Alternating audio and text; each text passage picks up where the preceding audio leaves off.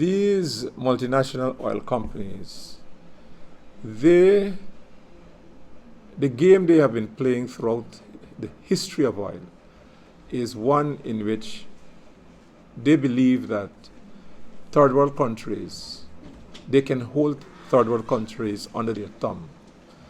You probably have heard the story of British Petroleum and the CIA and Iran and Mossadegh and what they did.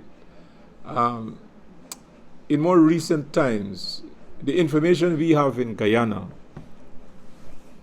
fits a certain pattern. It is that these multinational companies get hold of our prospective politicians. I don't mean when they're in power, before they're in power, and somehow manage to make arrangements with them.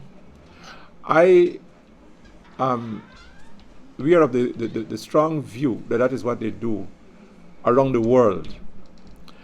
And I don't know that Guyana and Suriname would be any exception to that. And so these guys would have made commitments that we the people know nothing about.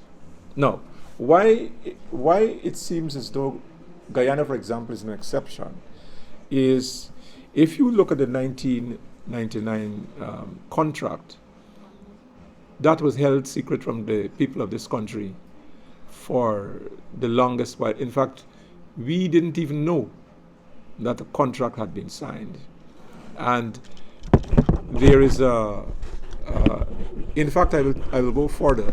We believe that the laws, even though we have strong laws with regard to procurement, with regard to the requirement for auctions and bidding, and that law controls petroleum exploration.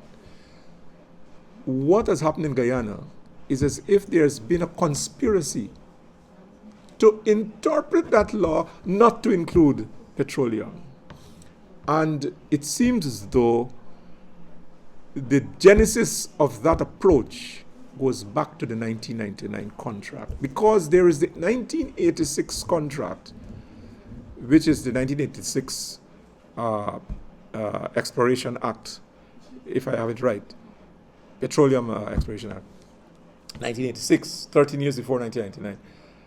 And that act describes what are the rules regarding the amount of seabed that can be issued on a single license.